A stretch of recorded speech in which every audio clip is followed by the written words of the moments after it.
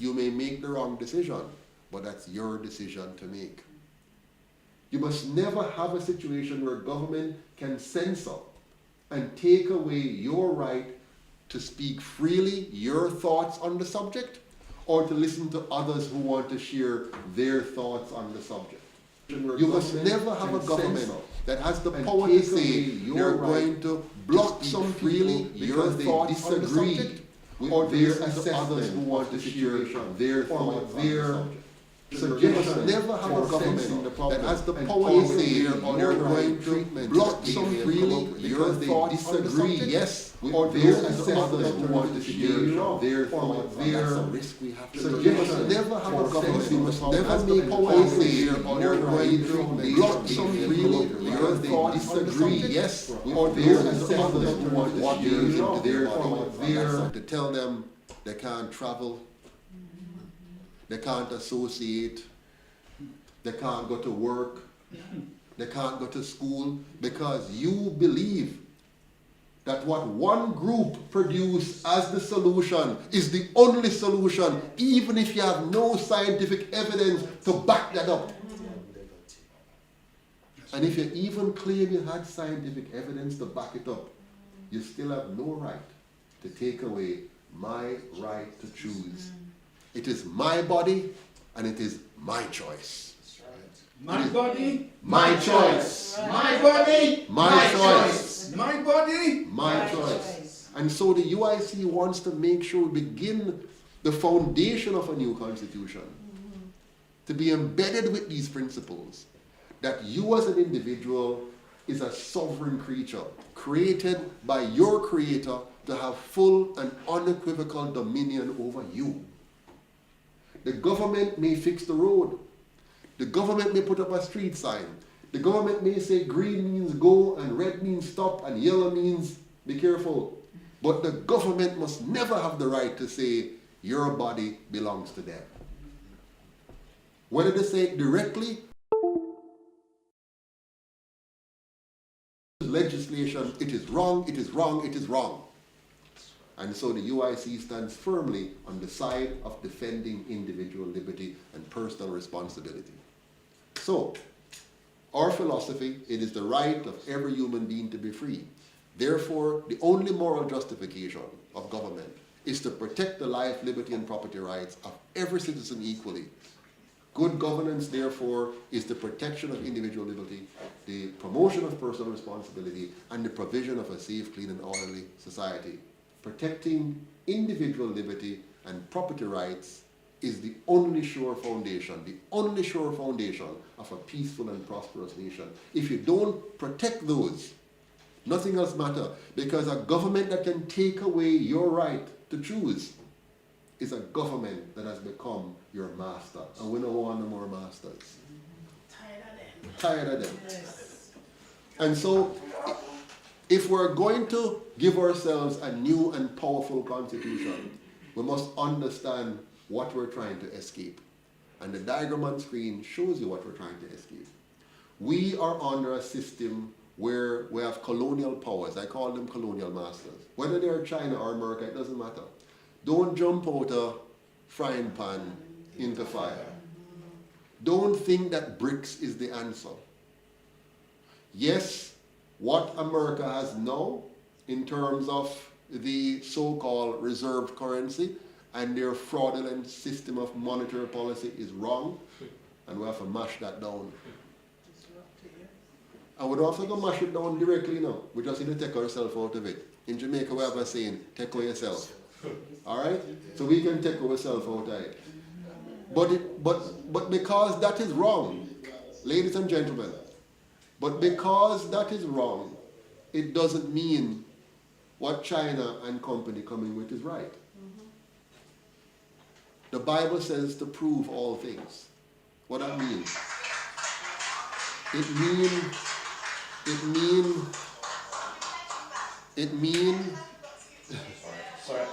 It means we have to test all things, check out all things, understand what it means, understand what it take away, before we just jump and follow it.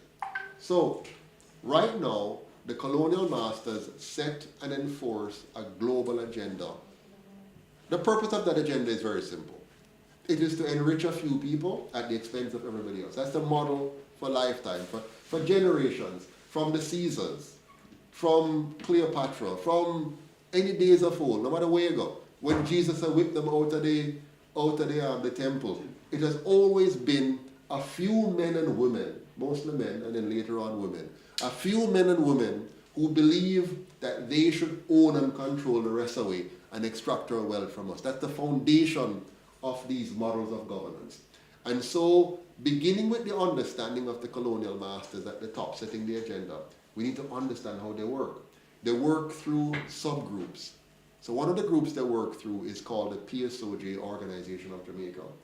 And they get the rich elites in one room together, and they plan how they're going to manage the Jamaican economy to extract the wealth of the nation while pretending to care about the people. Okay? And so Jamaica, like any other country, is controlled by a group of elites. The elites in Jamaica that control it is the PSOJ organization, and not all of them, because there are many members of the PSOJ organization, but the richest and most powerful ones. Okay? They also own the media. So what you hear on the media is shaped to give you a particular narrative and to lead you down a particular path. So they control the media. What you hear, what you learn, what you think. And if you're not careful, they'll fully brainwash you. So they own the mainstream media, and they also control social media. That's why, for example, certain things that come forward, they can suppress it and say we don't want too many people to sit down one day, or they can analyze the algorithm and say who is it going to, and then feed you alternatives and try to get you in a particular direction. So don't trust anyone, whether it's mainstream or social. Think about it carefully. They also control the two political parties in Jamaica. So the PNP and JLP does not exist without the funding of the PSOJ oligarchs. In the last election, they gave them over $300 million for just a few weeks to go and buy the votes of the Jamaican people, to go and trick up the Jamaican people and say, yeah man, look how them powerful, them have motorcades, them have banner, they have t-shirts, yeah man, that's them legit. So the people go towards them. So if we're going to overthrow that system, we the people have to own our own party. That's what Marcus Garvey tried to teach we. Marcus Garvey tried to get us to own the party and not allow the rich and powerful to own the party, where they now get to dictate who our representatives are. And then they control our representatives, which are not our representatives. There's no PNP candidate that's a representative of the people of Jamaica. They represent the party, and the party represents the PSOJ oligarchy.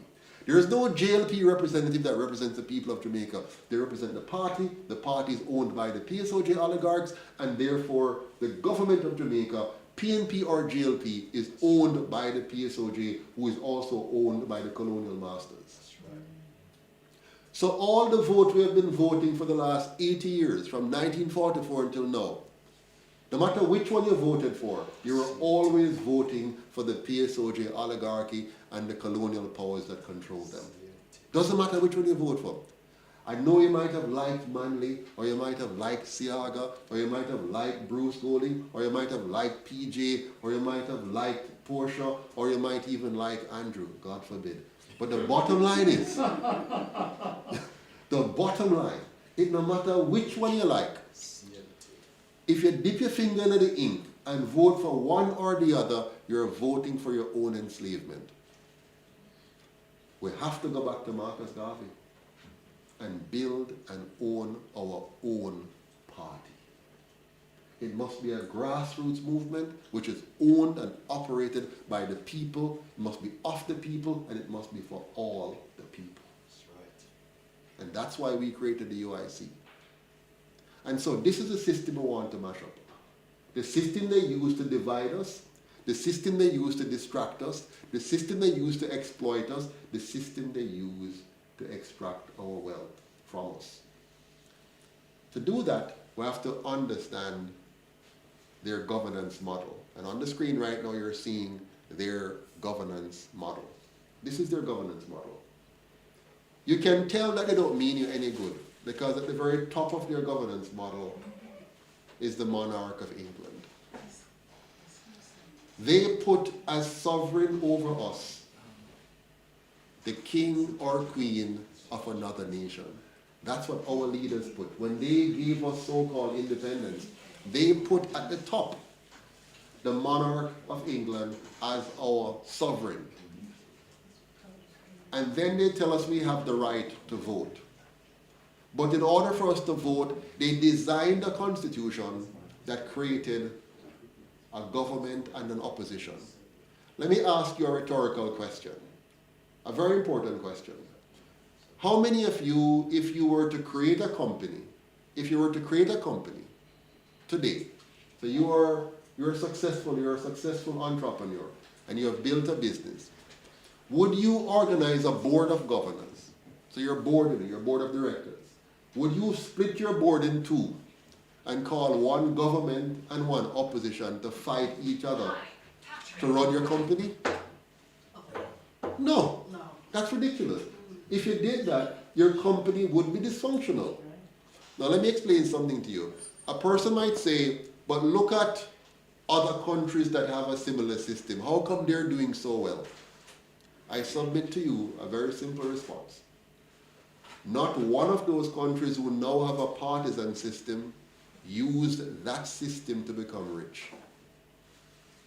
They only implemented the partisan system after they became rich, and they used it to control the masses, so that the masses never truly challenge what is behind the wealth and what is maintaining the wealth of a few. So in England here, for example, they never became rich on parliamentary democracy.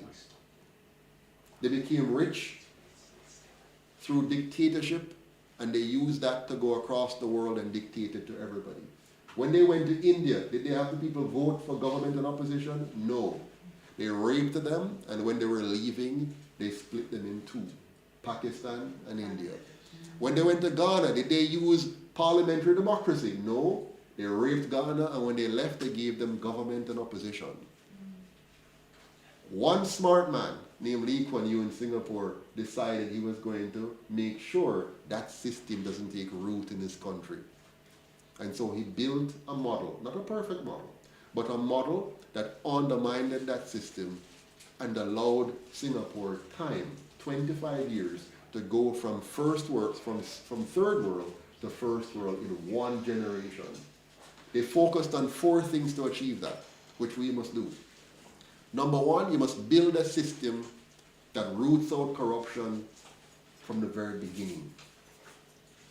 Number 2, you must build a system that ensures people have the safety to go about building the economy.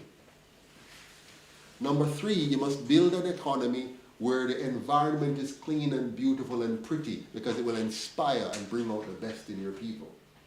And number 4, you must build a system that ensures public order, without which you cannot have an efficient and effective economy.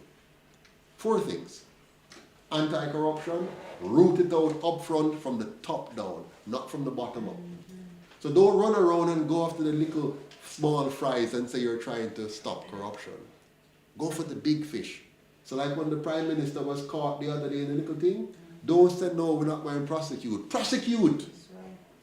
String him up, crucify him, and the nation will know that you're serious about corruption. That's what Singapore did.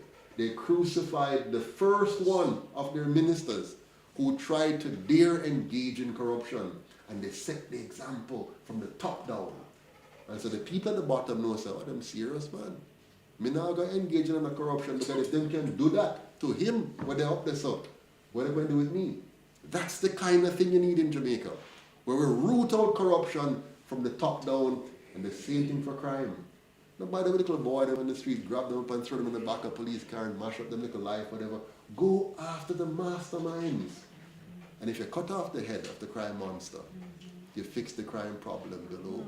Cut off the politicians who are covering for criminals. Cut off the politicians who gave them the guns. Cut off the politicians who are benefiting financially from the drug for gun trade. Cut them off. That's right. And you fix the problem at the bottom.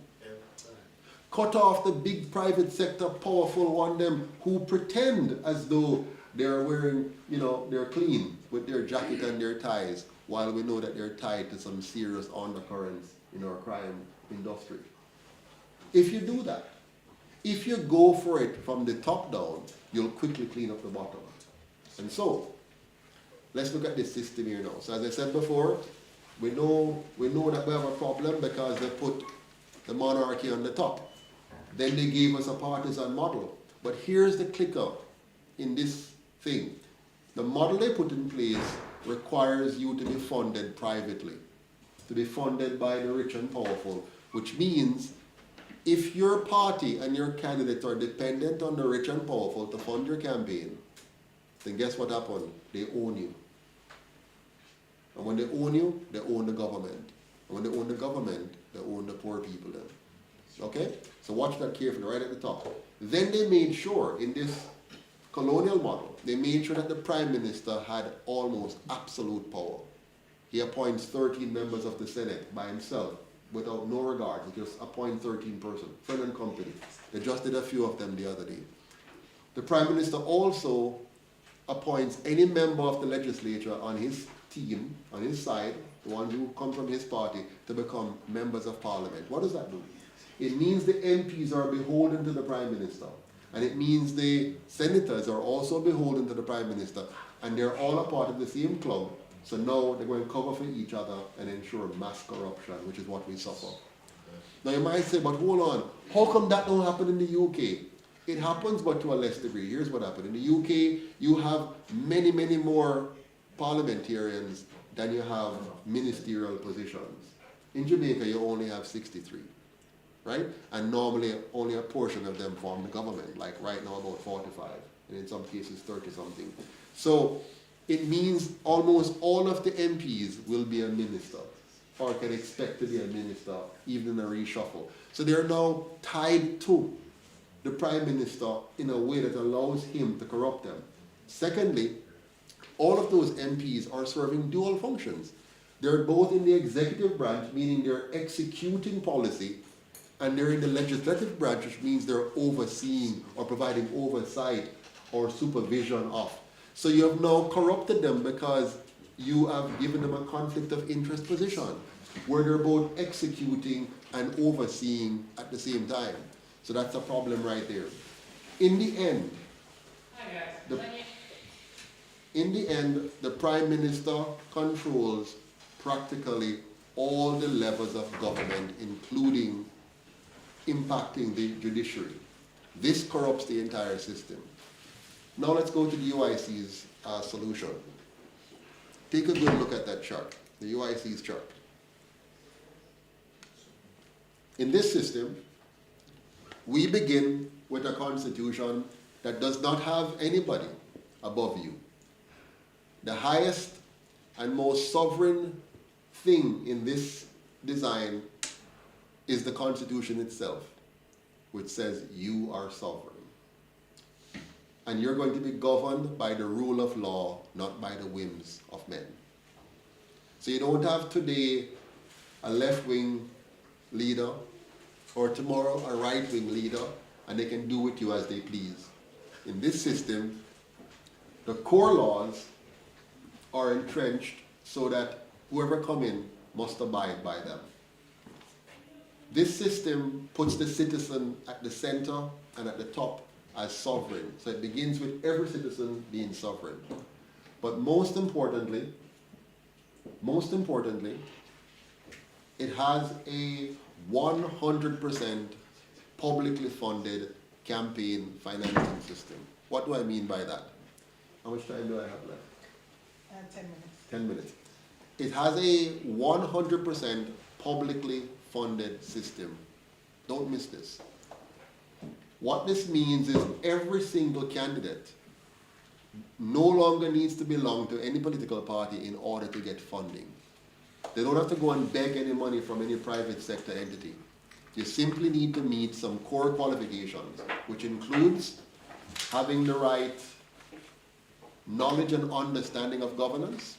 So we have a program, a course, called a Good Governance course. And in that course, anyone who aspires to be a politician may take that course free of charge. In that course, you learn good governance and get to prove your understanding of how government should work. Civics, history, statistics, all the things you'll need to be able to properly function as a legislator. Okay?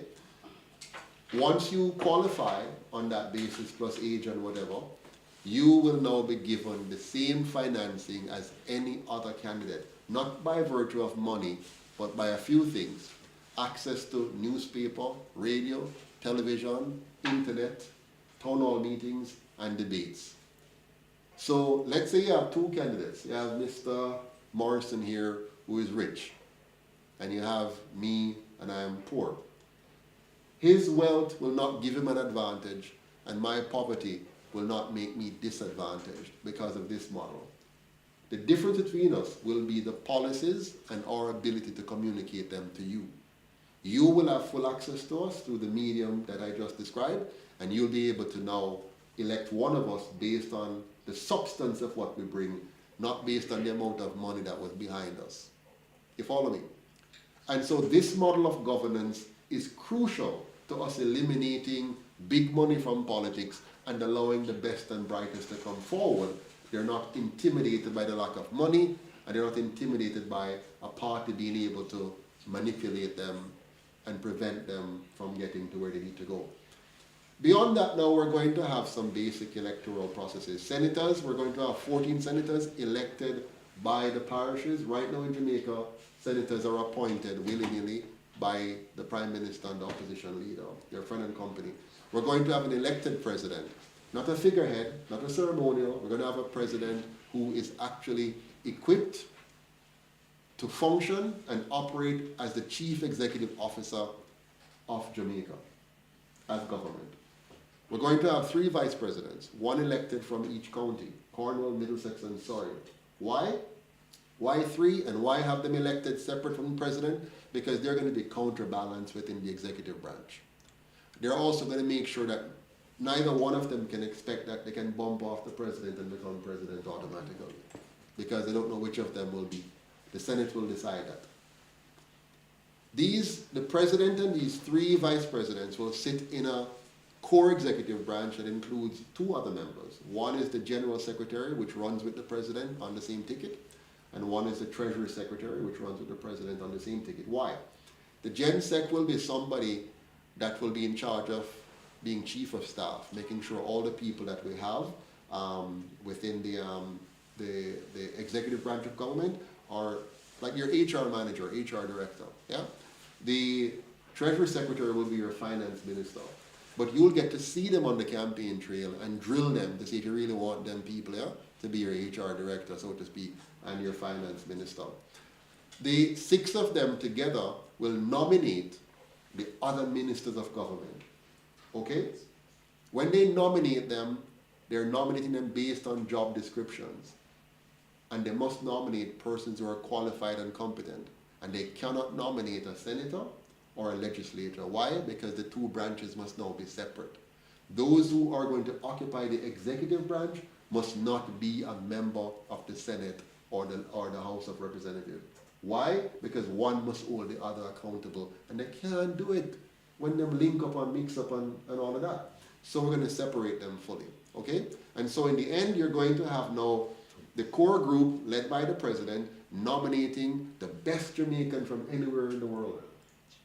So if you're living in Singapore or Cairo or Accra, Ghana, and you're good, we can find you as a Jamaican and say, come home, I want you to come help us out on this thing. And you can be appointed by a process to help Jamaica grow. Now in this process, the president with the core exec nominate you. The Senate now publicly vet you. So you come in and have a public interview with the whole Jamaica and say, we can go through your resume, go through your background, ask you some questions, see if your values are aligned with us. And then the Senate makes a recommendation to the House, and the House vote up or down. Right? The House are those who are elected at the different ridings or districts, or we call them in Jamaica constituencies. Okay? So we're going to have about 228 of them. We're going to merge local government and central. Jamaica too small to have so much people around government. So we're going to merge the 2 and make it a more focused and dynamic government that's going to give the people what they need and what they want. This same process of appointment will apply not just to the ministerial positions, but also to the courts. So your judges and justices will go through a similar process of transparency. We'll find the best ones from anywhere in the world to serve Jamaica. This is going to reverse the brain drain, or help to reverse the brain drain. Because if we start to look at Jamaica as bigger than just the landmass at home, then they can bring more Jamaicans into the fold, which is why the UIC is committed to giving all Jamaicans the right to vote, no matter where you live in the world. That not happen now. Now you have to go home and fly back and go try to register whatever. In the new system, the UIC system, you'll be allowed to vote no matter where you are in the world. Similarly, you'll be allowed to hold any government position. Of course, you have to come home for it. No matter what citizenship you may have taken up elsewhere. Why are we doing this? Many of you who have left Jamaica, or who were born from parents who left Jamaica, you are the result of economic refugee status. You were forced out of your own country because of the economic conditions, because of bad governance. So you should not be punished. We don't want to punish you because the government failed us. So we want to embrace you. We want to say, listen, if you're a Jamaican, no matter where they're in the world, no matter what other citizenship you may have acquired because you're trying to achieve the best you can, you still belong to Jamaica if you want to be, and you'll be treated as equal with all other Jamaicans, home and abroad. You can clap for that too.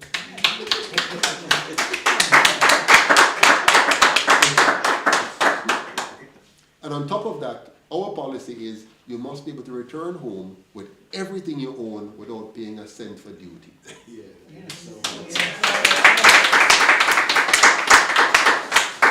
You must not be punished because your leaders failed you. And if we're going to reverse the brain drain, we must make it very easy, very accessible, very simple, and very welcoming for you to come back home. Even if you just want to come and invest and you're not going to come home fully, we must make it easy for you to be a part of the family. Jamaica must be more than the physical space of Jamaica. Jamaica is where every Jamaican lives. Wherever you are, you're a part of the family. One big family. We're one big family. Remember the song? Yes. Oh, yes. Right. So we're one big family. So this is the system that the UIC will be implementing when we are elected to form the government. This is the kind of constitution we are advocating. We will never, I can stop sharing now, we will never, I can tell you this, we will never, ever, ever, ever subscribe to the continuation of the existing constitution in any form. So even if they manage to trick the people and give us a fake republic, we will not stop our fight to give Jamaica a real republic with its own constitution, a real Jamaican constitution, which is designed to be of the people, for the people, to realize the aspirations of every single solitary Jamaican citizen. And so that is the model. Have I extended my, I still have 2 minutes? I have 2 minutes. Can you believe that? And I kind of cut it short in order to be, on schedule. But, You can end it now. I'm going to wrap it up now. I love to talk about these things, So, what are the big takeaways we get from this? Number one, them fool we in 1838. Number two, them fool we in 1944. Number three, them fool we in 1962. We can't make them fool we again in 2023. Well said.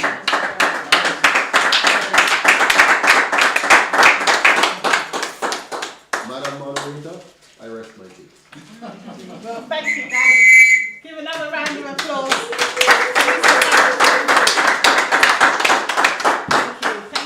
Thank you to all the speakers today.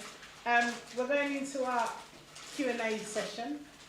So any questions you have, direct them to Mr. Patterson. We'd be glad to answer. So, anyone like to, any questions? Can't believe no one's got a question. There you go. Go ahead, sir. If you could stand up and sort of project your voice. Yes, stand up and project. How long do we have to wait before the UIC? If you could stand up and then. Wait, We just want to capture the sound again. What a picture. Yeah, stand in front so we can see you on the Zoom. Okay. No, stand in front. Yeah, stand in front so we can see you on the Zoom. Okay. Yeah, right in front. Yeah, Go forward. yeah, All right. Go for Okay. it. Forward. yeah. Forward. Bear with me. Yes. You Yeah. good? You good? Yeah, go ahead. Go ahead. Yes.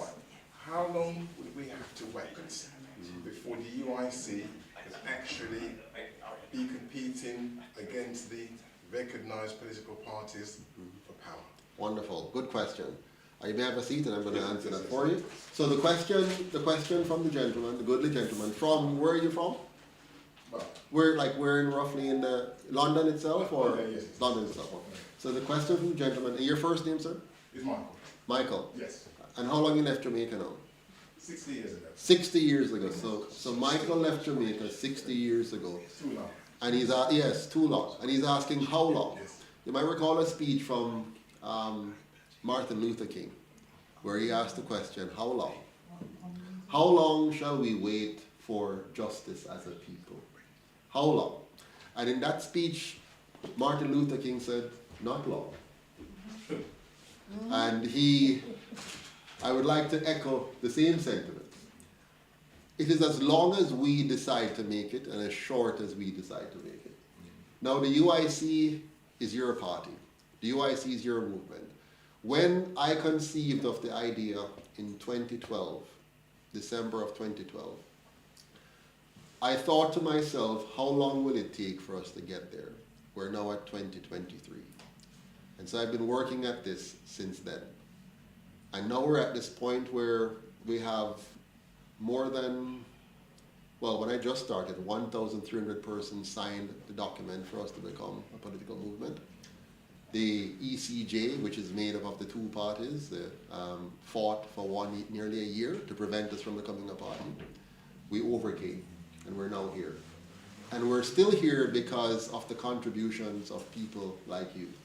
You're the ones that donate your £5, £10, £50, £100, £200, and all kind of things for this to happen. Without you, the UIC can't exist because we are not funded or owned by the PSOJ oligarchs, and we do not intend to ever be. We shall be 100% owned and funded by you. You in the diaspora and you at home. And so as soon as you increase your support to the movement is as quickly as we will form the government. There's an election on the horizon. One will be here very shortly. The Constitution allows the Prime Minister to call it within a certain period of time. That period ends in the first few months of 2025. But based on history, they normally call it sometime a year or more before. So we're looking at 2024. But it can also be called tomorrow if the Prime Minister sees an opportunity that will favor him. Like he did during the pandemic. He told us all that we should not gather. He locked us down. He locked down our economy. He locked down our schools. He caused us to suffer. But when he found it opportune, in the middle of the pandemic, he called an election and caused us to go out and crowd to go and vote so that he could take advantage of the moment to get a super majority in the House to carry on as he wishes. The time has come for us to take away that key from him and to rip up that constitution that allows him to do that and give ourselves a new and better Jamaica. Next question. I believe there's some questions online. Okay. Naika can probably help us. Yeah. Naika, do we have any questions online? Yeah, Bye-bye everyone, sorry I've got to leave now. Thank you. Bye-bye. Yes. There are some raised hands. I have a question. Sure, go Hold ahead. on a moment. Go Just a ahead. moment. We're Or going to let's- take a question online. Mr. Cryptic. Mr. Cryptic, go ahead. So my name is actually Yamin. I'm here in Kingston, Jamaica. Yes. First and foremost, thank you so much. We've been needing another party to represent the people of Jamaica for so long. We are tired of foolishness, the buffoonery of the JLP and PNP. I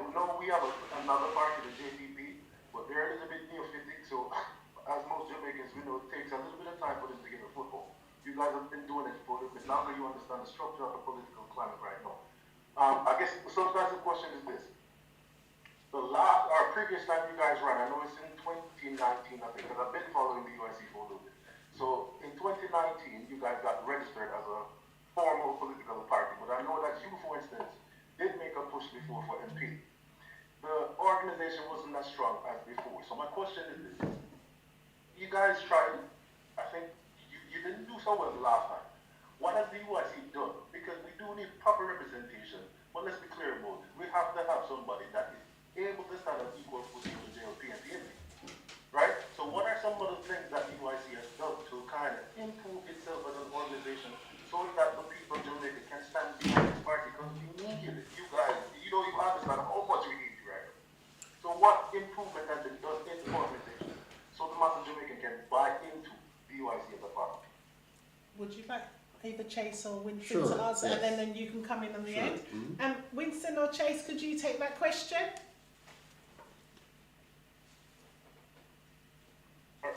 Sorry, was there a request for me to take that question?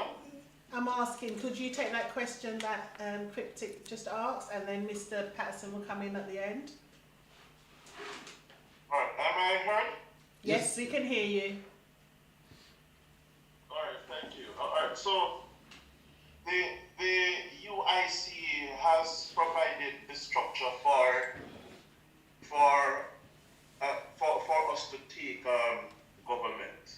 So we have all that is necessary in terms of the party policies, the organization structure, and so forth. It is not so much as what we have done to improve our sense for the Jamaican people that makes you not see us out there much, and you're not hearing about us. It is what has been happening in terms of the media buyout. So people don't really hear about the UIC unless it's something that can discredit us or discredit the leader to kill the hope of Jamaicans. So we have programs that have been representing Jamaicans on a number of issues that have arisen, such as the attempt to push out the residents of Lloydersville and evict them from their lands and the fishermen and the Bob Marley Beach and so forth. We were here. We sent out invites to the media houses, but they have not turned up. So it's a deliberate ploy to keep us down. Also, when we connect with other organizations too, they fear the political backlash. So there's that. On another front though, what also prevents many persons from buying into the UIC is that many people prefer to stay on the sidelines and watch Wagwan in Jamaican parlance. The UIC is primarily funded by the people, so it's members and supporters who actually fund the UICs. We don't get corporate backing. What we find is that corporations who want to back political parties have their own agenda, and they want to determine the party's policies. In fact, in 2021, I think, when we were defending the rights of the people during the COVID-19 thing, I don't know if Mr. Pastor recalls that there was this guy who came in the group offering us $6 million US if we stopped talking about this COVID-19 injection, and we refused. So with the fact being that we don't get this backing from the corporate Jamaica, but it is the members and those who buy the UIC, a fraction of them really, who are supporting financially. We don't have the wherewithal as the other two main parties to be out and in of your face, so you know what we're doing. So we have created structure, we have the policies, we have everything except the buy-in from the people, and that is because of the blockage on me that is orchestrated. And some persons apathy toward politics because of what has been going on, so they are not as involved. But it is really us, we the people, who need to get involved as much as possible, give up our time, and or donation to get this up there. I hope I answered your questions sufficiently. Okay, thank you. Yes, I think you have. But remember, when you answer this question, I'm going back to our organization to tell them what you have said. So thank you again. And we needed to hear what is substantive to where we can contribute. Right now, you're saying that it's just financially right now is the most that we can do. Is there anything else on a ground level that we can do to contribute? Now there are three things. There are three things we can all do to contribute to this movement. The first thing we must all do is to go on the website at uicjamaica.com and join. When you join, you signal to us that you want to be a part of the process of helping to build this movement.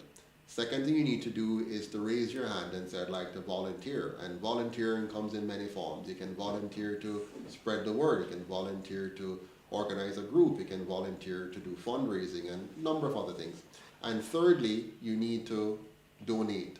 Pay your membership dues, for example. It's only 1,000 Jamaican dollars per month or 250 Jamaican dollars a week, which is nothing for most of us who are living in, I said us, but those who are living in the UK and Canada and Jamaica, that's, you know, the US, that's not much. Locally, 250 is not a lot either. So if we all contribute that, I mean, many of you in the diaspora contribute $25 a month. Some contribute $10, some $50 a month. So that's US dollars. So if we all contribute to the process, we'll have the funds. For example, the other day we wanted to do some all-island tour. We have to wait to be saving up the money to be able to do the tour. So we're saving towards, while other parties, they just say, we want to go now, and they just go. We have to wait and appeal and ask and hope that it comes in, and then we can go and do the tour. We have done 2 tours already on very low budgets, and those were so very effective in raising our profile, allowing us to reach more Jamaicans, increasing our membership base, and so on. So once we have the funding, we can do it. Yeah. Next question. Okay, thank you. Next question's on the floor. And you can tell us your name and where you're from. Okay. Call a bit forward. You stand up and elevate your voice so they can hear you. Okay, thank you. Thank you for having the opportunity to speak to you. My name's Jacqueline Morrison. I apologise profusely, I got lost.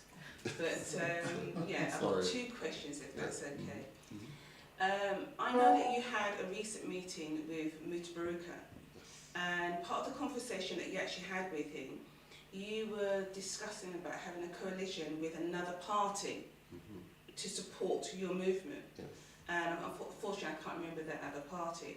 Did that actually take place, and how are you on projection with that? Sure. So right now, since 2018, the laws in Jamaica changed. Before, parties were just any group that came up and said they're a political party and organized themselves, roughly speaking, and say, you know, this is our name. And that process has held from the 1940s until now. A party never had to have any particular structure, any particular governing documents. In 2018, the government introduced new laws, which eliminated all political parties, and except for the 2 major ones, because they would have set the rules, so they automatically became political parties. So Jamaica, up until December 2nd, 2019, only had 2 registered political parties who would then qualify to participate in elections. We worked from 2018 to 2019 and became the first political movement to become the 3rd registered political party, overcoming all of the obstacles to get there. Now there are other parties or groups that were political parties that exist out there that we have always invited to join us, to let us work together. Now that's not very easy because, you know, we are naturally divided. We don't really come together. The UIC, our name, United Independence Congress, was designed for the purpose of uniting all of the independent thinkers to come together. So when Muta raised the question, it wasn't so much for the UIC because our policy has always been an open arms to all the others. So we continue to await some kind of overture from the Marcus Garvey political group to join us. We are open, we're ready, and we're willing, but we can't force it.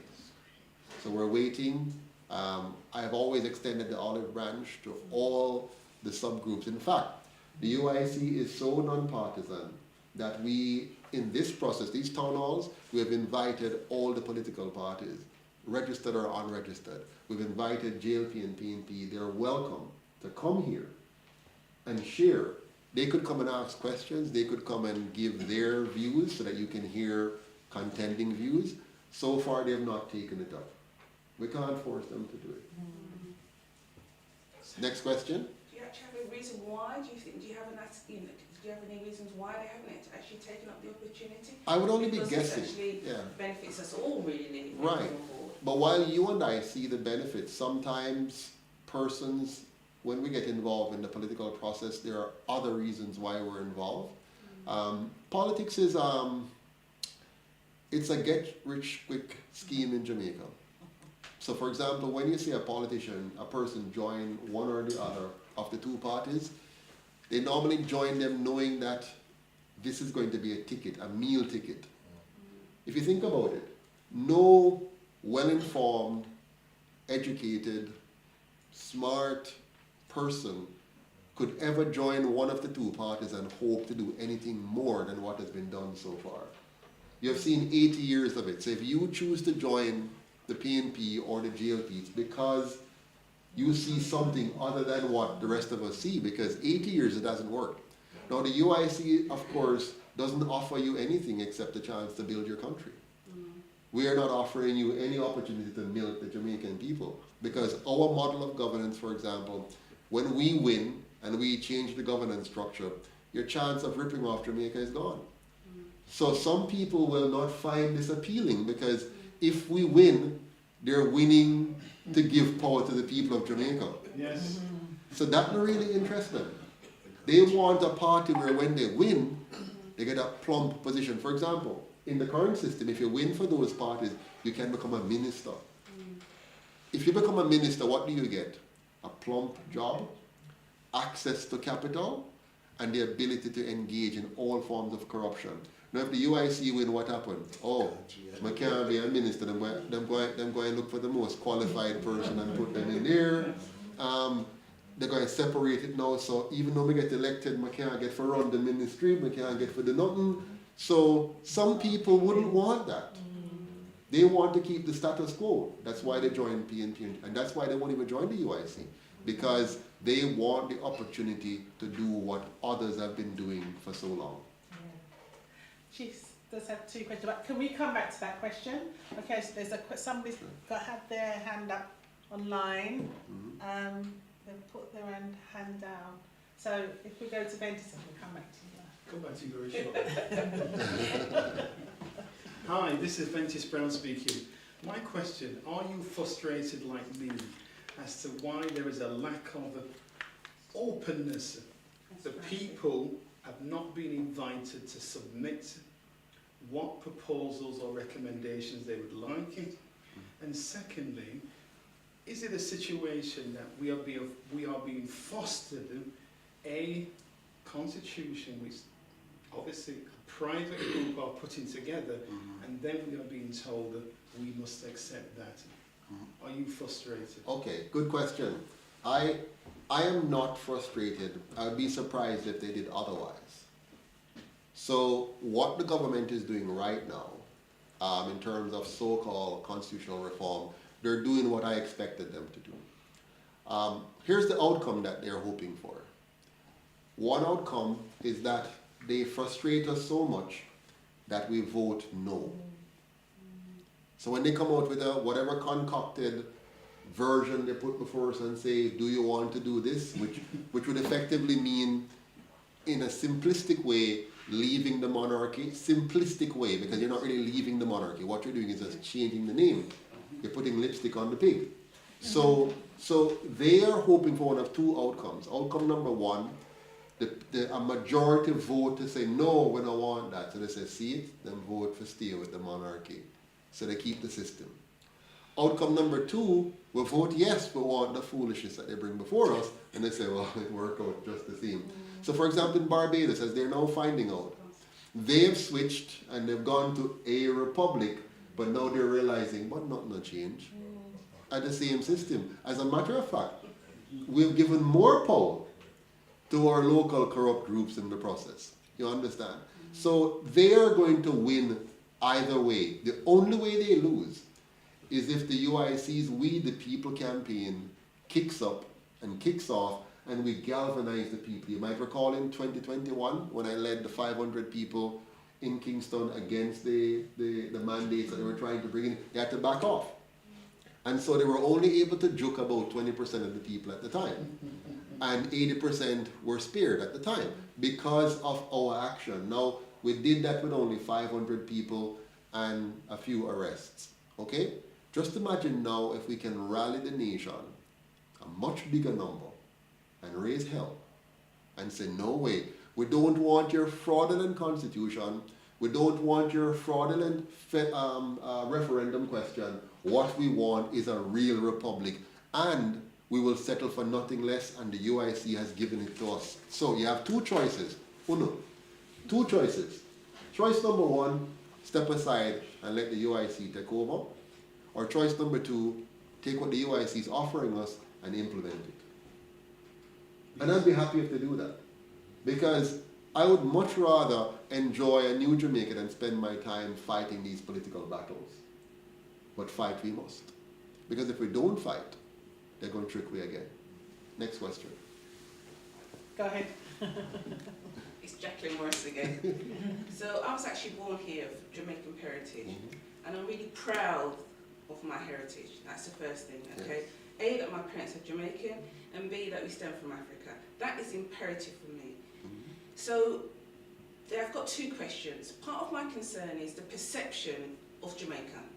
We have to change that, because all we actually hear about Jamaica now, or what makes news, is about the crime, about people from diaspora, for example, not being received properly, all that sort of thing. We have to change that, because it reflects on us here and abroad, so in Canada and so on and so forth, in America. So we are doing what we can. When we actually see what's actually happening to Jamaica and the country itself, the land, we feel frustrated, we feel powerless really to bring about that change. We need a strong leader to bring about that change. Also, what I'm going to actually ask you as well is 2 things. Is that your time, once you're actually appointed, I'm saying you are going to be appointed, Mr. Patterson, okay? Elected, yeah. Your first year in office, for example, what is your main objective? Good, thank you. All right. So I don't know if Winston wants to chime in on any of that. Let me know, Winston, if you want to jump in on answering any of this question. I'll answer the last part of your question first. What is my primary objective? I can tell you this. All I live for is the true liberation of Jamaica. There are 3 things that drives me in all of this. The first thing, when I think about what's happening in Jamaica, it's to unite the nation. We have been divided for too long, and we have been divided to fight each other. I want to unite us around good governance. If you notice, I don't offer a lot of pie-in-the-sky ideas, because I believe the core problem in Jamaica is bad governance. And if I can just get the Jamaican people to realize the value, not of hearing like, we're going to give you free food and free this and free that, but the value of good governance, how precious that is. How having a governance structure that will ensure that the taxes we collect actually goes to the areas that is going to improve, that are going to improve the nation, whether it be education, infrastructure, healthcare, but having a system that ensures the money we collect goes to the thing and not get siphoned off. So if we have good governance, and if we can just unite around that, forget about whatever else you want to talk, just unite around good governance. So unity is number 1. The second thing that drives me in all of this is liberation. I want Jamaica to be the first truly liberated African nation on the planet, where we have true freedom, true liberty, where every man, woman, and child will have the opportunity to realize their full potential because we don't have laws and regulation designed secretively or otherwise to suppress us in any way. To free up the small and micro enterprises, to give our young entrepreneurs a chance to succeed because they're allowed to do so. The capital is available to them. The environment in which they operate is such that they can achieve and they can compete with the best of the rest of the world. So that's number 2. First, unity. Second, liberty. The third element that I am driven by is empowerment. The way to empower our people is through education. But not just any education. We have to have a special type of education, Rosemary King. We have to have an education system that respects our Afrocentricness, first of all. So it has to be one that makes us proud of who we are, that helps us to understand ourselves, understand each other, how to build good and solid relationships, and we must understand money, economics, how to build solid economic. And you know how they came here and enslaved us? They formed a corporation. And they got investors. And they came here with capital, with one commitment: to subjugate and enslave. Now we too must understand economics and form corporation with one objective: to take back where I feel it. Yes,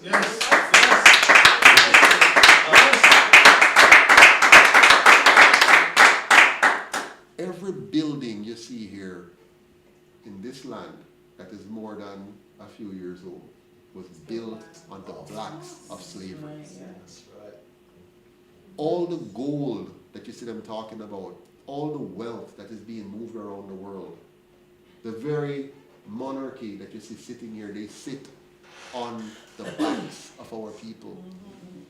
The wealth they now enjoy intergenerationally came from extracting the labor and the land of our people, and they're still doing it to this day.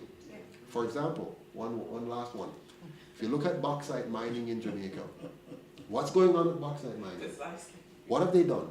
We, our leaders, have given away our limited amount of land. Our limited amount of land, they've allowed foreign powers to come and rape that land. When they rape the land, what do they leave behind? Toxins. They pollute our air, they pollute our water, and they pollute our soil. That's our life. If you're polluting our air, our water, and our soil, and you're taking away soil that is non-replenishable, that is unsustainable. And when they finish, they will leave us in a desolate state with the deformity of our children, of our animals, of our fish, of our water, and we will now have to subsist on that. Yes, my friends, we must rise up now. We cannot let down Nani. We cannot let down Sharp. We cannot let down Bogle. We cannot let down Marcus Garvey. We cannot let down ourselves and our children and our grandchildren. Now is the time. Now is the time for us to say, even if you're 100 years old, even if you're on your last breath, you must say, listen, I am going to stand up now and stand fast and make sure that the UIC forms the government and gives us a truly free and fair Jamaica. We can do it, and we must do it. yes.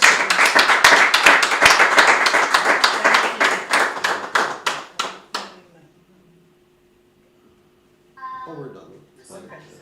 Yes. Yes. We have questions in the chat section. Go ahead. Could you take them for us?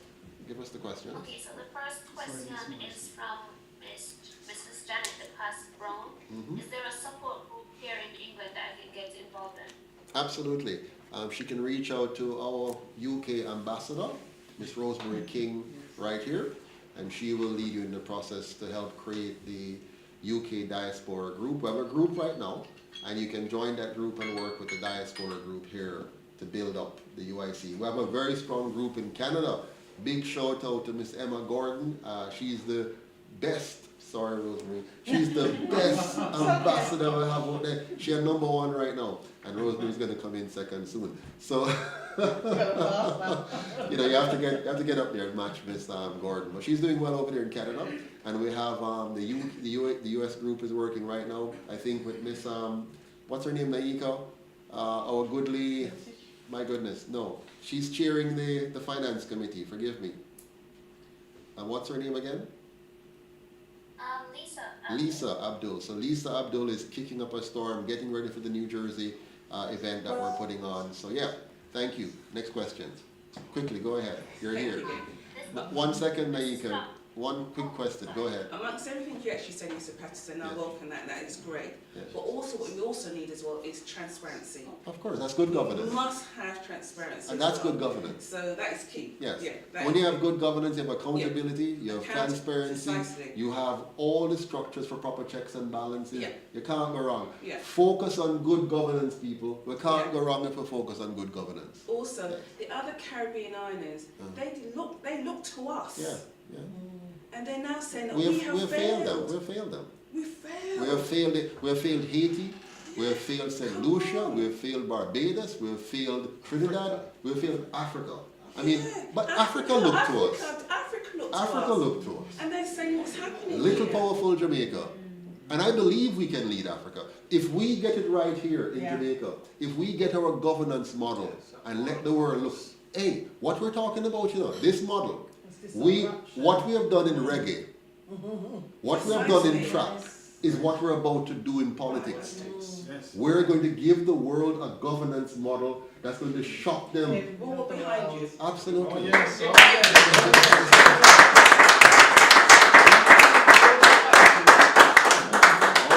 So go ahead, Naika. So just the question to the person who wanted to reach out to the group. I'm not sure how we're going to exchange. Oh, so what we're going to do is the person who wanted to get the UK diaspora, please, Naika, put in the group the UIC's email address so they can email and say, I want to be a part of the UK diaspora group. Or if you're in the US, you want to be a part of the US diaspora group or Canada, just send an email or go on our website and just send a message and we'll link you up with the group. Okay? Okay. All right, go ahead, Naika. This other question is from Antoine Brooks. He's saying a couple days ago, Jamaica Observer report on an article gender role, and that experiment is going to be done at UA. What measures will be put in place, or what measures will be taken rather, by DYC to stop this and the destruction of the youths? Yeah, it's a very good question. It requires a very nuanced answer because there are a lot of things involved here. But here's the fundamental thing. We have to make sure we protect our people and our children from any ideas that's going to confuse them. And this idea of not being clear about what your gender is confusion at its best and destruction at its worst. Their goal is truly to undermine our people and to undermine the world. And Jamaica has to stand against this. But we have to pick our battles carefully, by the way. And we have to make sure that our first focus is on liberating Jamaica. They can take anything we say and twist it and turn it anyway and pick a fight with us. Our fight is for good governance. If we win, the UIC liberates us and liberates the country. Let's not go off on these tangents and fight with these people unnecessarily. What the UE is doing, they're wrong. It is unhealthy. It is the wrong direction to go. And the UIC stands resolutely in opposition to that direction. Next question. I have a question. This one is from Orville Bennett. Okay. Given the fact that funding is key to the party's growth, which may ultimately impact your participating in the next general election, do you have a strategic and targeted geographic seats to reach to win every critical seat at the polls, should you find yourself in a position not being able to fill each candidate seat? The answer is yes, we do. Rosemary King has a question. And it's similar to the last question. Okay. So my question was, how many seats does the UIC need to disrupt the PNP and the JLP? And how confident are you in feeling in getting these seats? All right, it's a very good question. Now, I can tell you this. If the UIC wins one seat, we disrupt the system.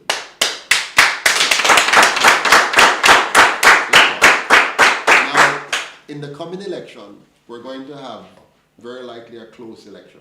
Close meaning both sides, the other two parties, will win roughly the same number of seats. Now we've had that in the previous, not the last election, but the one before. They were separated by about 3 or 2 seats between them. There are 63 seats in the House. Now, just imagine a situation where one wins 31 and the other one wins 31 and we win 1. Yes. Neither of them would be able to form the government. Yes. Now, just imagine if we win 2 or 3 or 4. I can imagine. And so the bottom line is we don't have to win every seat. We don't have to win a majority of seats. We just need to win 1 or more seats. And so our goal in the next election is to win 1 or more seats. Now my constituency, Northeast St. Elizabeth, where I live with the people. I work with the people. I'm a man of the people in my constituency in Northeast St. Elizabeth. And we're going to win that seat. Hey. Oh, yes.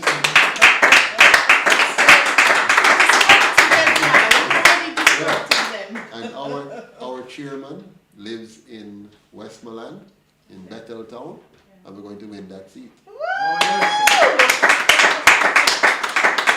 Our general secretary lives in Edgewater, St. Catherine, and we're going to win that seat.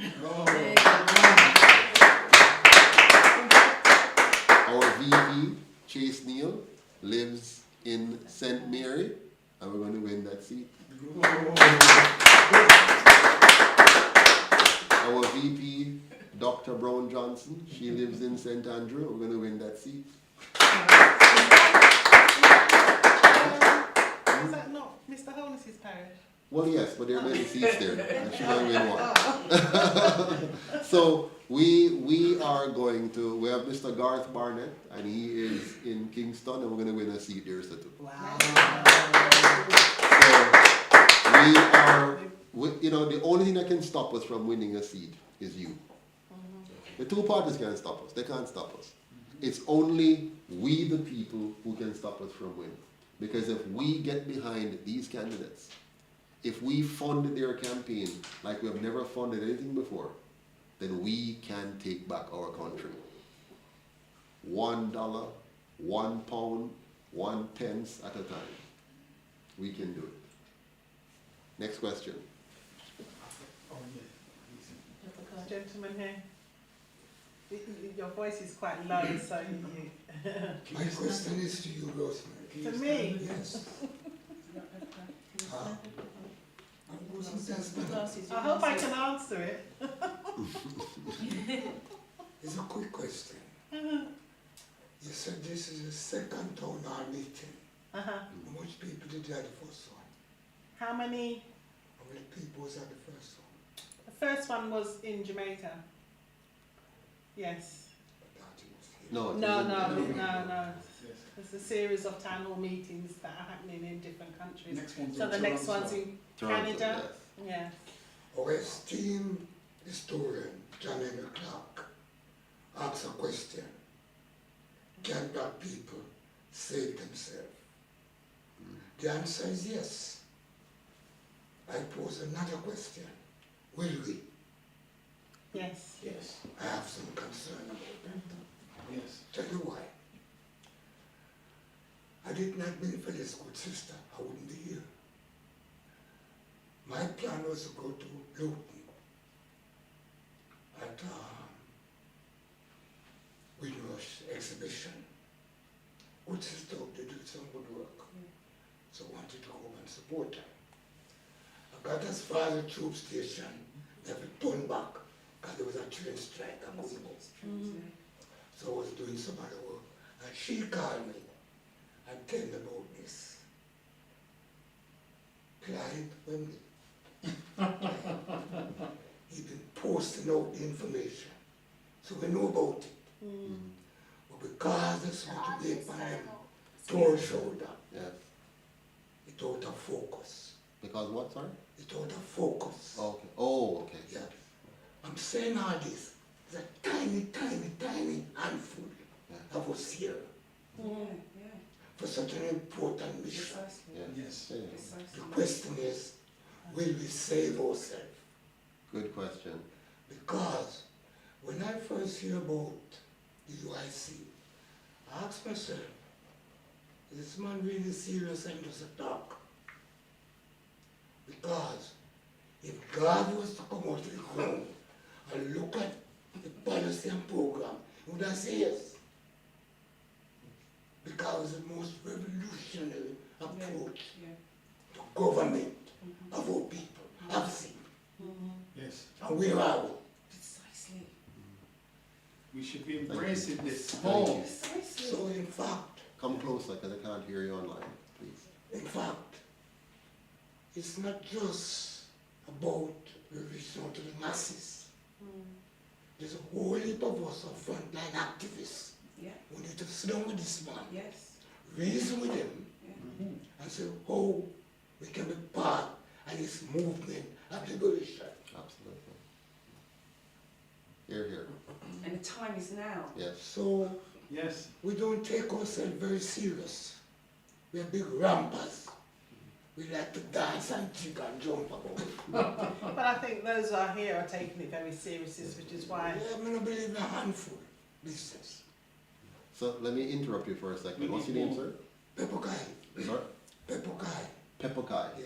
Pepper Kai. Sit down for a second. Sit down for a second. Pepper Kai, as I want you to hear what he's saying.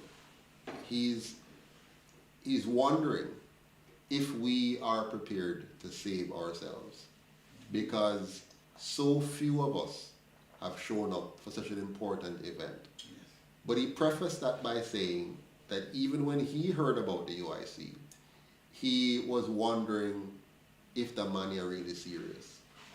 And our people have been let down so many times that I can't blame any one of us for being skeptical. I am skeptical of anybody who comes as a politician. That's why I call myself a public servant. I don't like the idea of politician. So I understand the skepticism. We have been tricked, bamboozled, let down for so long that we don't know if we can even trust anymore. We don't know who to trust, we don't know why to trust. And that's why the UIC, when we built it, was built even internally on a solid constitution for ourselves that allows us to truly own and operate this movement. So when a esteemed gentleman like Mr. Pepper Kai comes along and say, I want to join and help to build this movement, our constitution allows for that.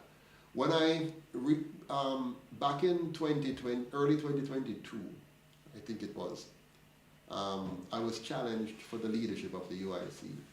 Not properly, not through the normal process. I was challenged for it by covert attempts to undermine from within.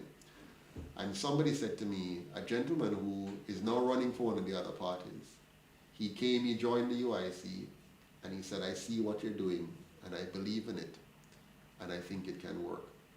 But you have to do one thing, he said. You see what just happened?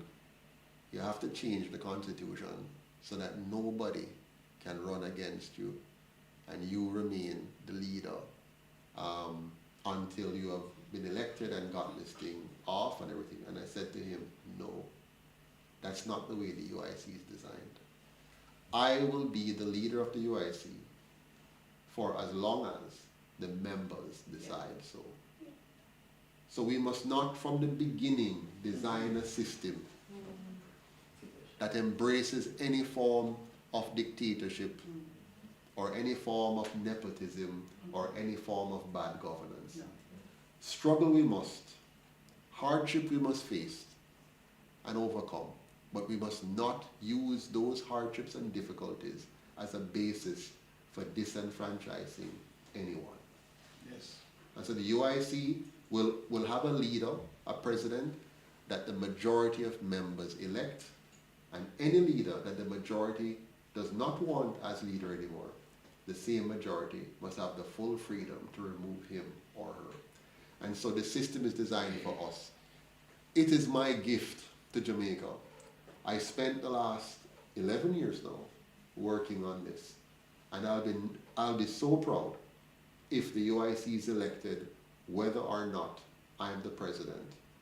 I will serve in any position and any capacity for us to realize this mission. And if any one of you wish to do the same, then this is the party for you.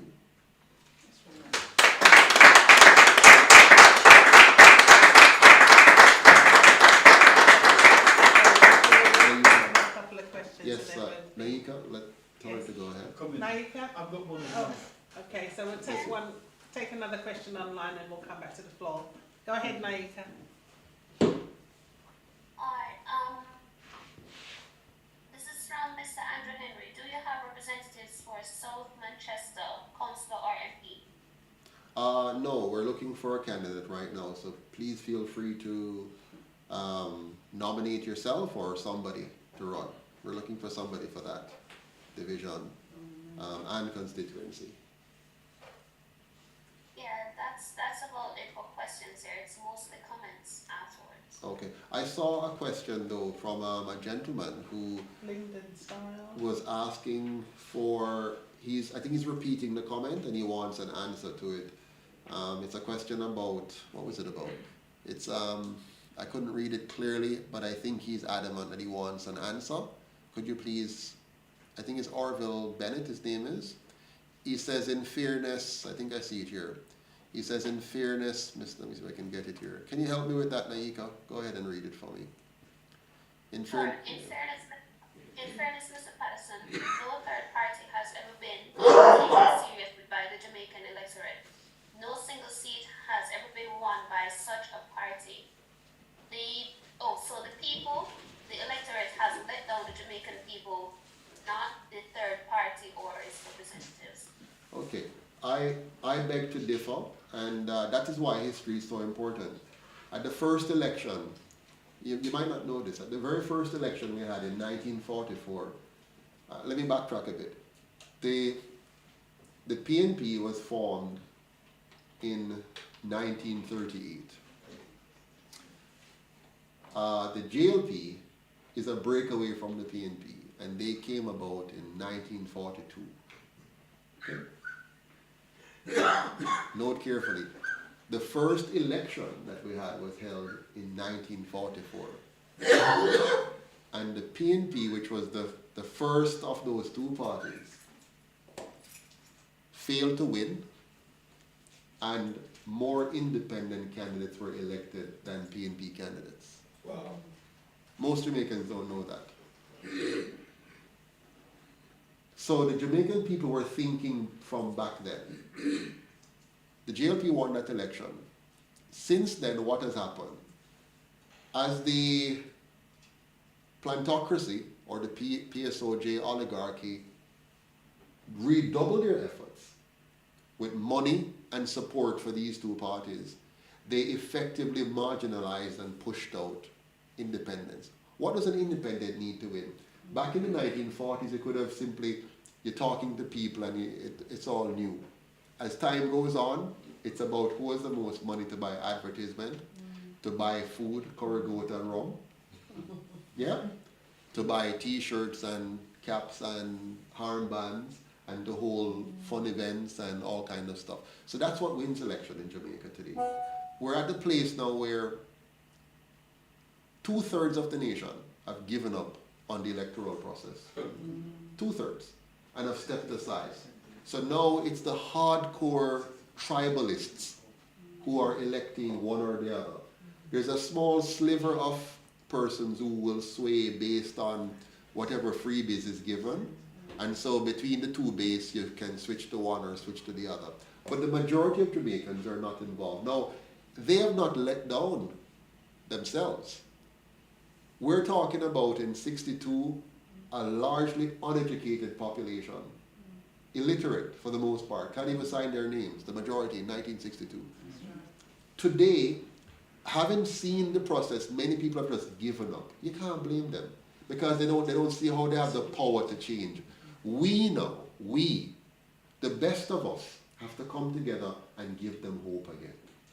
So it will take a small number of us to light the flame and cause the rest to wake up. But we have to do it. We can't just say because the vast majority don't jump, then it's over and them bad and wicked. No. They're depending on a Marcus Garvey. Jesus started with 12. Yes. I'll try.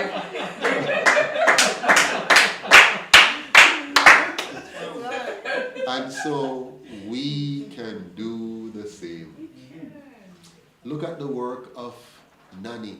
Let me tell you something about Nani, what I really appreciate. And there are many stories, but I want to share this with you, just so you kind of get a flavor for who I am as a person as well.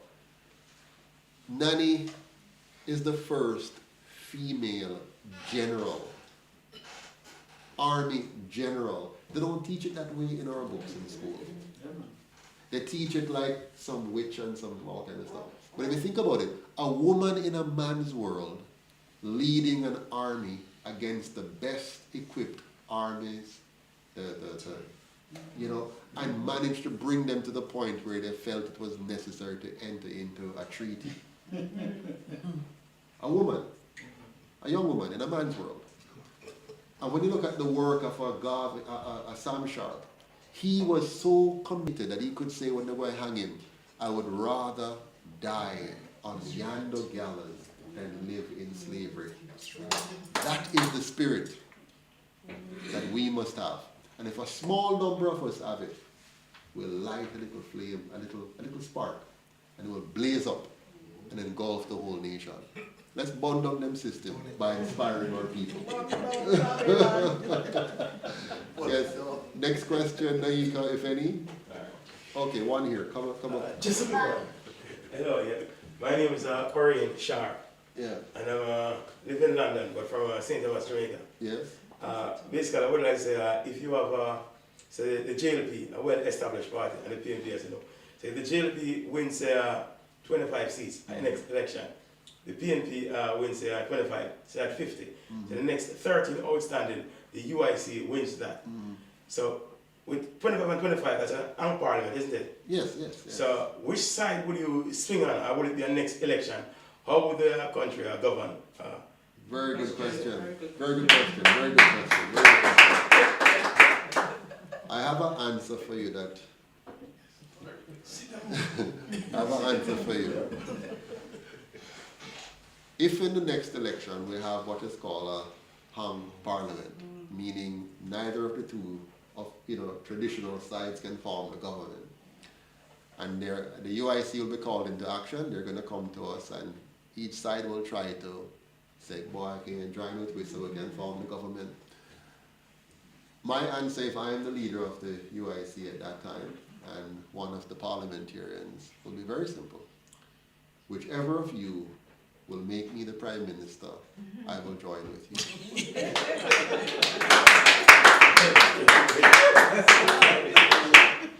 It's that simple. Because when I'm the Prime Minister, I would be the one, based on the current system, to decide who are the ministers of government.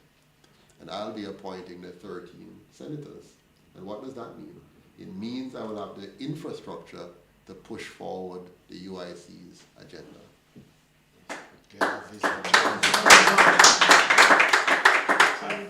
So let's make it happen. Just the next quick one as well. Yes. In terms of party conduct, Yes. So it's like the code of conduct Yes. in a party, because any organization needs a code of conduct. Yes. How do you kick out someone from their party who definitely do some breaches, and not necessarily to put them in front of the court of the land, but you kick them out of the party?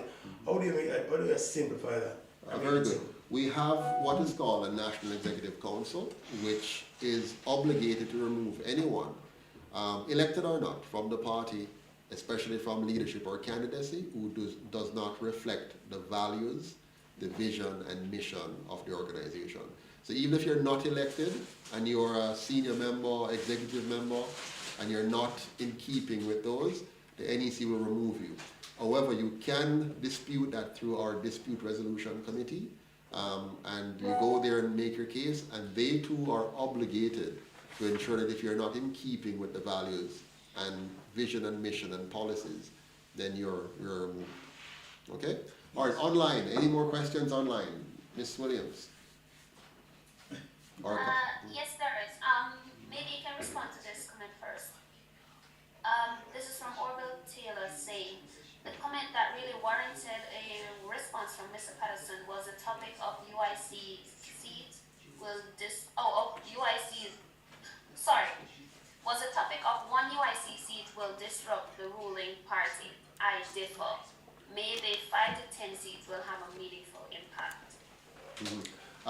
Well, just imagine what will happen even outside of Parliament if after the next election, for the first time in recent history, in the last 60 years, the Jamaican people elect somebody other than the two major parties. It gives us a microphone. It gives us standing in the Parliament.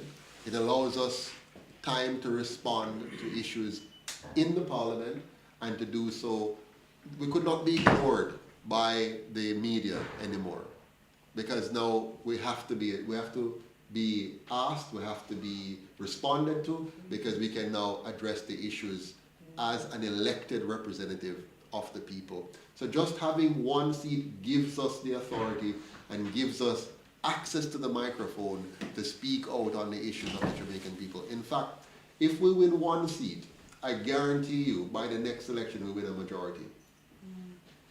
Just because of our access now to be able to speak to the Jamaican people in ways we could not do now, because they're able to limit us.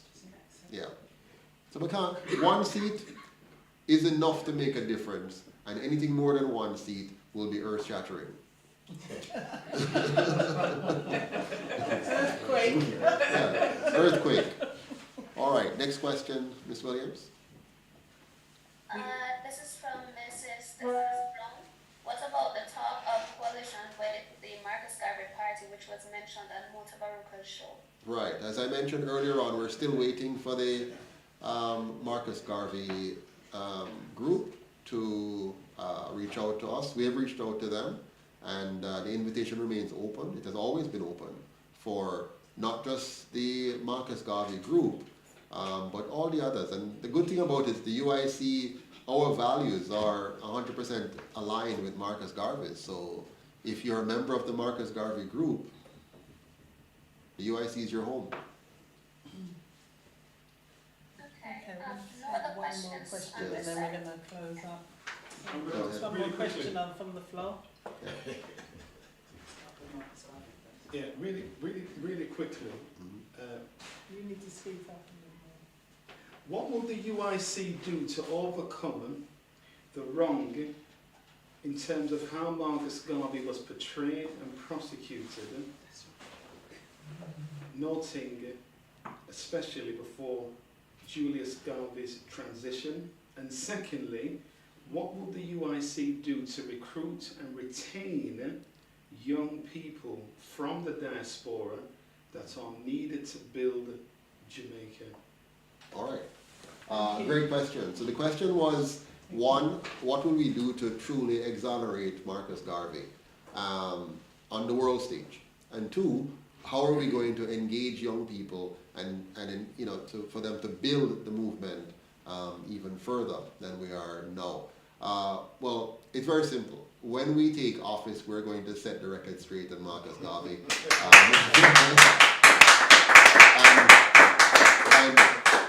And we're also going to set the record straight on what was done to him by the leaders of Jamaica. And we're going to set the record so straight that our textbooks and our historical books and records will fully reflect this. So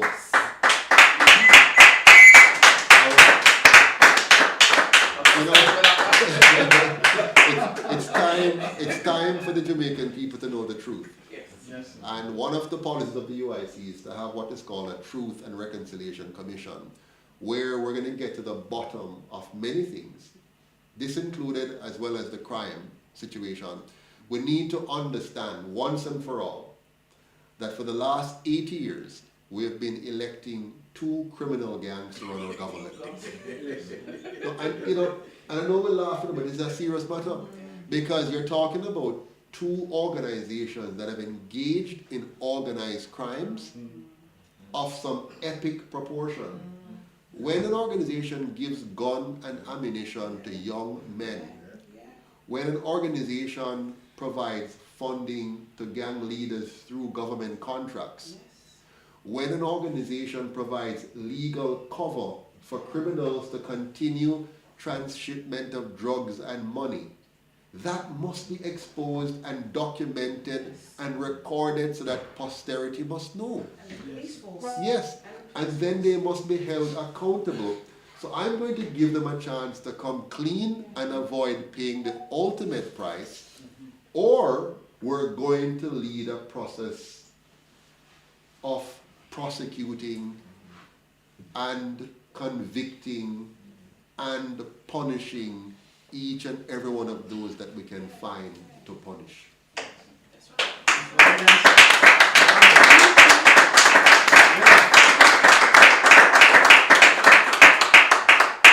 This is how we're now going to get the young people involved, by letting them know that the UIC is about truth, it's about facts, and it's about freedom. And every young person who wants the opportunity to achieve their maximum potential honestly, without fear, without favor, without worrying about nepotism preventing them from getting what they justly earn through a meritocratic system, will say, this is the party for me. It's hard because their minds have been corrupted. They believe in the kind of politics that our colonial masters have fed us. And now we have to unprogram ourselves and unprogram them and get them enlisted in the battle for truth, for freedom, and justice.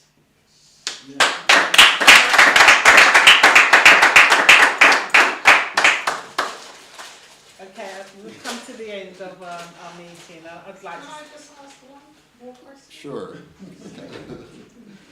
almost come to the end. Okay, so I'm Carol. I'm from London, and I came a bit late to this evening. My partner told me about UIC, but I really knew nothing at all about it, so it's the first that I've been and just listened and heard you talk. What's your background prior to 2012, when you decided to set this up, and what led to you setting this up? Great question. It's a good thing we took the last question, because like, you remember the story of Jesus and the wine, eh?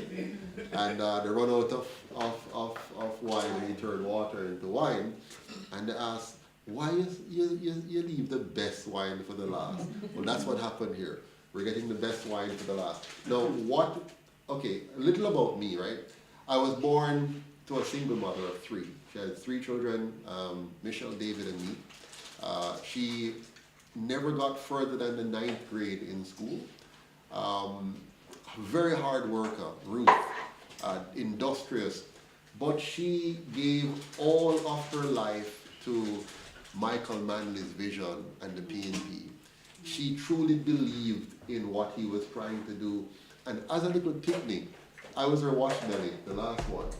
She carried me everywhere she went. So I went to the women's movement meetings, I went to the national arena, I went on her errands to go and sign up people to vote and to get registered.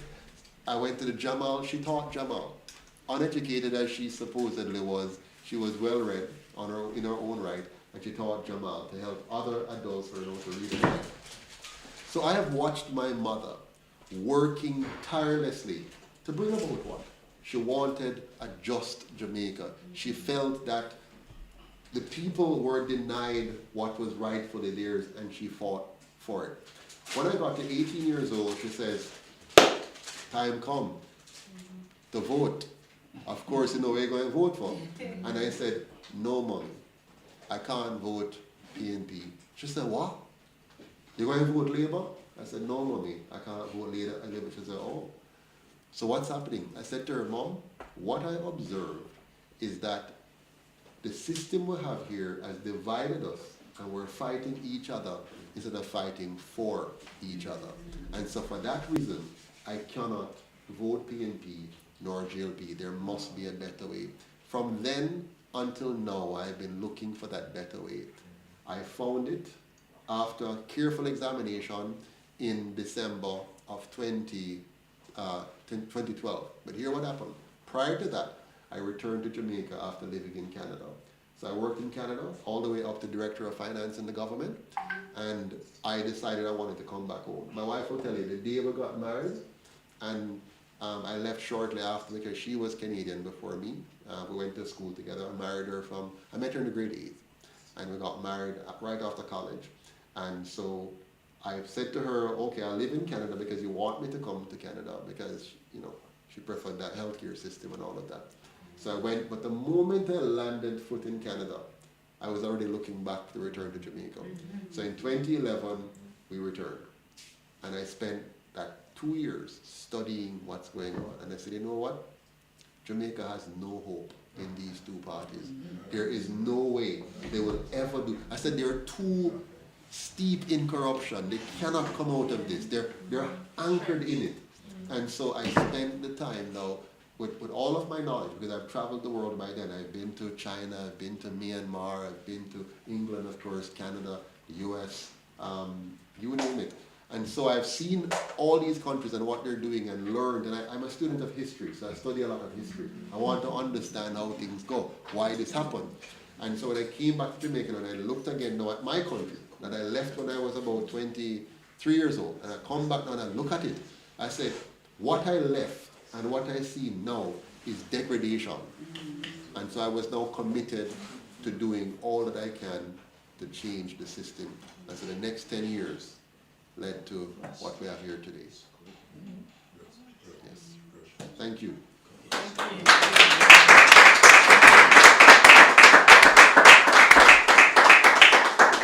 Yes, I'd like to thank everybody for coming to well, this is not really a town hall, is it? It is a town hall. We're two or more gathered. The location is not, it's very nice. Thank you all for coming, and for those who joined us online. And we've come to join the team, yes, to wave to the crowd. Come on out. Come on, we're going to wave to the, join in, waving, come on, we're waving. Now we're going to wind down. Oh. There you go, we can see. There we go, excellent. There. Positive, positive, positive. Can I just say something?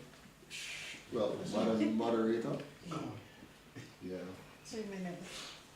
2 minutes. Okay. Yeah, I have to say I'm really honoured to be here with Mr. Patterson. It's twice I've actually been to Jamaica, and it's happened to have been Christmas. And I've met Mr. Patterson twice, and today is the third time of our meeting. On the 2 occasions that I've been down, I've met him coming out of court, and the last time I met him at the inaugural meeting in Clarendon, because the journey, I know this man is blessed, but at the same time, as you see, there are few of us, but those who are here tonight were chosen for whatever reason. My elder there, Pepperkai, he's been my mentor from Head Start, when it comes to Pan-Africanism and those kind of things, and even today was circumstantial that he is actually here. You hear his voice is silent, but he's a very deep person. Yes. Yeah, I've got a brother over there is from St. Thomas. Yeah, so we only met today, even with we've only met today. Right. Yes. Yes. Yeah, but the task that you have is immense.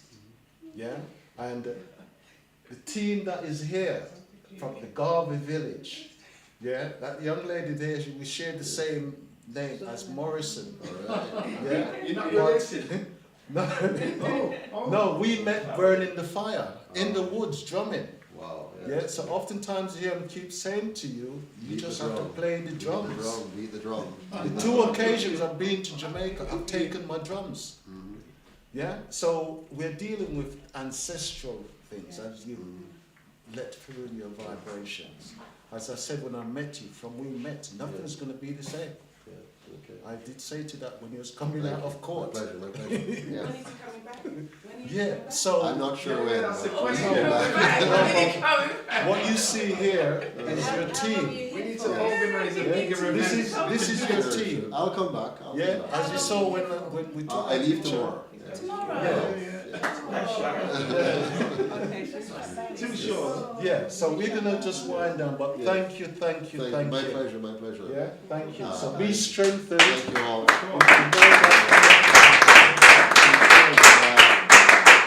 Let me just do a quick shout out to my wife, Charlotte Messada Patterson. She's on the live. I don't know if she's in a position to turn on her camera, but she is the reason I'm able to do all of this. Without her, it would not be possible. And we've been married now for 29 years. And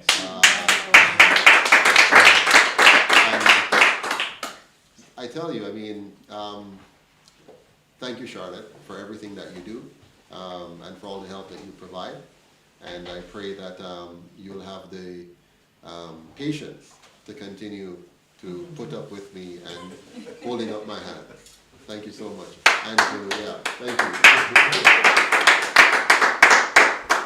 So yes, I'll finish up with what I started. I just want to thank everybody for being here, and also for the team in Jamaica who's made this possible, the link up to be made possible. And yes, as everybody's already thanked Mr. Patterson as well. It's been an honour Pleasure. to finally meet you. Thank you so much. Thank you all, and One Jamaica, stronger together. And look out for the next town hall. Yes, it's going to be in Toronto on the 27th. Is it on the 21st? The next town hall meeting is on the 21st in Toronto, Canada, and I know the team is busy working on that. So see you in Canada soon. I'm heading there after this. Okay. Yes. All right. Thank you guys. you.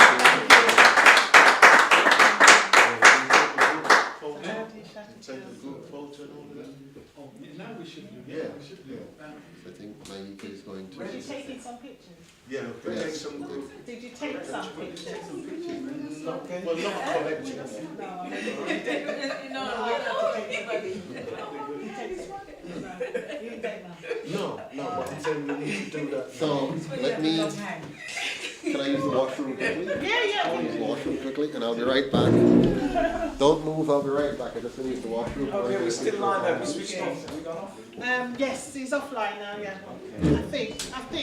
Yeah. No, it's off. Morrison, 16 all the way down. Yeah.